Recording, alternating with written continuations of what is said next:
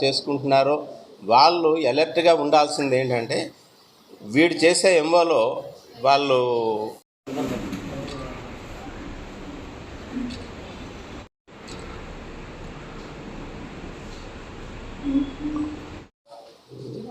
మన మీ అందరికీ తెలుసు 10/2/2025 మధ్యాహ్నం 12 గంటల ప్రాంతంలో మన నర్సీపట్నం మున్సిపాలిటీ పరిధిలోని కృష్ణ బజార్ దగ్గర ఎస్బీఐ ఏటీఎం దగ్గర ఒక వ్యక్తి అంటే షేక్ రుక్షానా అని చెప్పేసి ఆమె తన తల్లి యొక్క ఎస్బీఐ ఏటీఎం నుంచి ఒక అమౌంట్ విత్డ్రా చేస్తుండగా ఒక వ్యక్తి ఆవిడ తాలూకా కార్డుని మార్చి ఆవిడకి ఫేక్ కార్డు ఇచ్చేసి అక్కడ ఏటీఎంలో ఒక 30,000 రూపీస్ విత్డ్రా చేశాడండి. దానికి సంబంధించి వీడియో కూడా వచ్చింది, చాలా వైరల్ అయింది, అంతా కూడా మన మీడియాలో అంతా కూడా వైరల్ అయింది. అది గమనించిన తర్వాత అంటే మనకి రిపోర్ట్ పోలీస్ స్టేషన్కి రిపోర్ట్ రావడం, రిపోర్ట్ వచ్చిన తర్వాత మన ఇన్స్పెక్టర్ గారు గోవిందరావు గారు ఇక్కడ ఎఫ్ఐఆర్ ఇష్యూ చేయడం జరిగింది. ఈ విషయం ఎప్పుడైతే ఈ ఇన్సిడెంట్ జరిగింది ప్రెస్లోని తర్వాత సోషల్ మీడియాలో వచ్చిందో మన అనకాపల్లి జిల్లా ఎస్పీ గారు తుహిన్ చిన్నా ఐపీఎస్ సార్ కాల్ చేసి ఇది ఎట్లా అయినా ఇమీడియట్గా డిటెక్ట్ చేయాలి, స్పెషల్ టీమ్స్ని ఫామ్ చేయండి అని చెప్పి ఇన్స్ట్రక్షన్స్ ఇవ్వడం జరిగింది.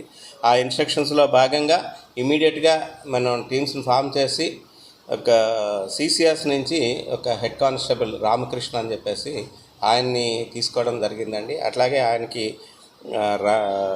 రాజబాబు తర్వాత నాని అనే ఒక రాజబాబు అనే హెడ్ కానిస్టేబుల్ గొల్గొండలో చేస్తున్నారు. అలాగే నాని అని చెప్పి మన నర్సీపట్నం టౌన్ కానిస్టేబుల్తో ఒక టీం ఫామ్ చేయడం జరిగింది.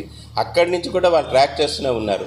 ఈ ముద్దాయి ఎవరైతే ఆ ఏటీఎంలో వచ్చిన వీడియోలో ఉందో ఇమీడియట్గా ఈ టీమే ముద్దాయి పేరు అవన్నీ కూడా మనం ఐడెంటిఫై చేయడం జరిగిందండి.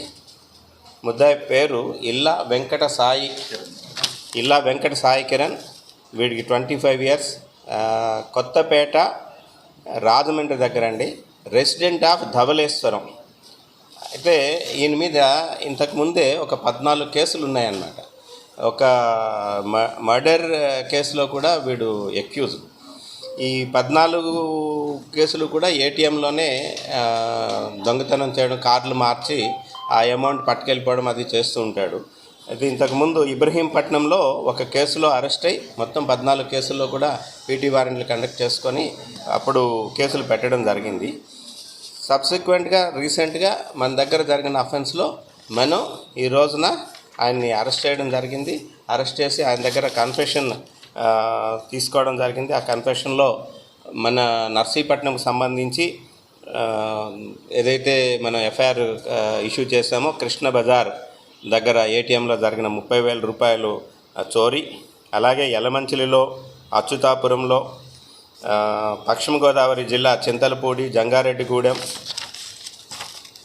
అశ్వారావుపేట, సత్తుపల్లి, ఎస్కోట, అరకు, రాజోలు, గంగవరం, అంబాజీపేట, నూజివీడు, కైకలూరు, మైలవరం పోలీస్ స్టేషన్స్లో ఈయన అఫెన్స్ చేసినట్టు, అట్లాగే మన జిల్లాలో కూడా చోడవరం, సబ్బవరంలో కూడా దొంగతనాలు చేసినట్టుగా ఆయన ఈ చీటింగ్ చేసినట్టుగా కన్ఫెస్ చేశాడు. ఇందులో ఆల్రెడీ చోడవరంలో ఒక ఎఫ్ఐఆర్ ఇష్యూ చేసిందండి. మిగతా కేసుల్లో కూడా ఎవరెవరి దగ్గర ఎఫ్ఐఆర్ ఇష్యూ చేశారో వాళ్ళందరికీ కూడా ఇన్ఫర్మేషన్ ఇవ్వడం జరిగింది.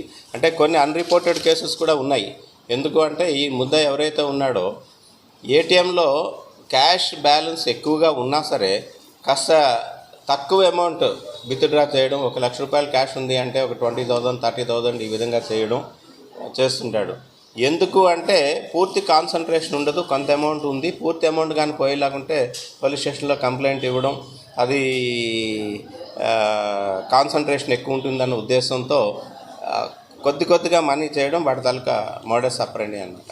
ఈ వచ్చిన అమౌంట్ అంతా కూడా వీడు ఏం చేస్తుంటాడంటే జల్సాలకు వినియోగించుకోవడం, ఫ్లైట్లో తిరగడం, గర్ల్ ఫ్రెండ్స్తో కలిసి విహారయాత్రలు చేయడం, ఆ అమౌంట్ అయిపోగానే ఇమీడియట్గా మళ్ళీ ఇంకొక అఫెన్స్ చేయడం వీడి తాలూకా ఎంఓ. దాన్ని మన టీం ఏదైతే ఉందో చాలా కష్టపడి